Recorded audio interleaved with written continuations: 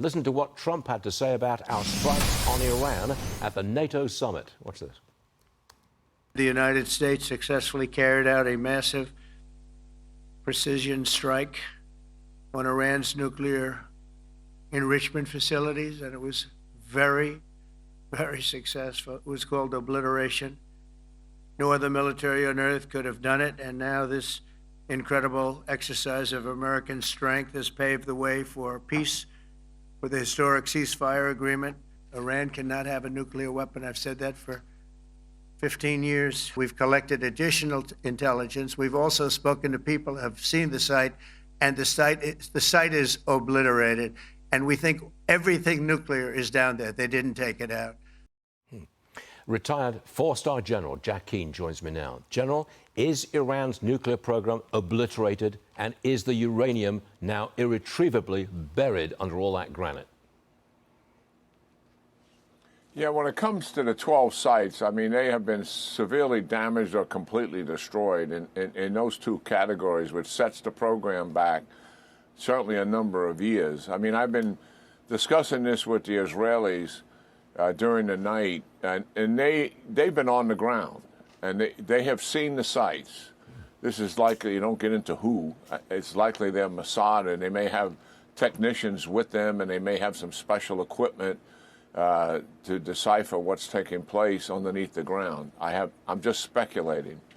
But I trust what they're doing, and they believe the program is successful in terms of the strike, and it's set back for sure at a minimum a couple of years. And they emphasize to me that this is preliminary. It's going to take some more analysis to completely understand it. What's so unfortunate here, and why we're so spun up over this one particular issue, is because the Defense Intelligence Agency, which is one of the United States' 17 intelligence agencies, was working on a preliminary report that got leaked to the media. That report has never even made it to anybody in authority in the National Command Authority. The Secretary of Defense not seen it, and certainly the President of the United States. What will be brought to him is the collective analysis of our intel agency's work that will analyze it from satellite photos, the Israelis' aerial reconnaissance, listening to what the Iranians' assessment is, and believe me, we have exquisite ways of doing that, and obviously their own assessment would matter to us.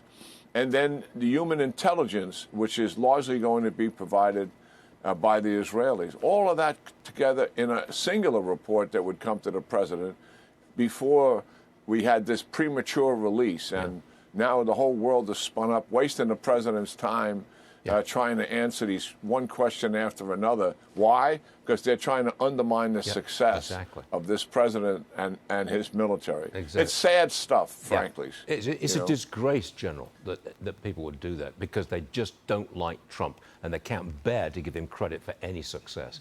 But let me move on. It looks to me like President Trump it's a real win at the NATO conference. He has persuaded them, forced them, in fact, to spend 5% of their GDP on defense, something that they laughed him out of court the last time he tried that, but now they're doing it. That's a win for our president.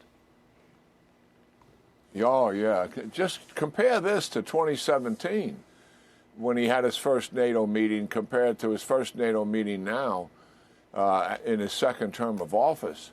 I mean, he went in there and he was talking about them just meeting the objective, and very few of them were meeting the 2% objective, and they were stunned by that. And you know, he was questioning NATO. If you're not willing to pay for your own defense, you know, what's the problem we have here?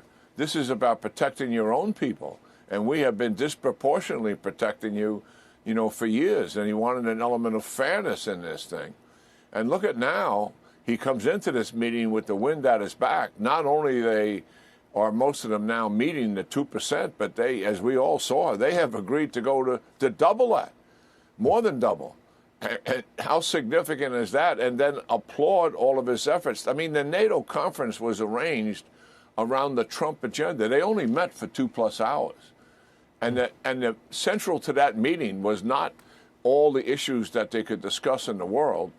The focus of that 2-hour meeting was on the country's defense spending and where were they. And that's why the president was citing, he said, I was really encouraged to hear each leader of the country stand up and talk about their country and their pride in it, but their commitment to the defense and commitment to the alliance. That's what took up the 2 hours of that meeting. And it was Trump's agenda and his request for 5%.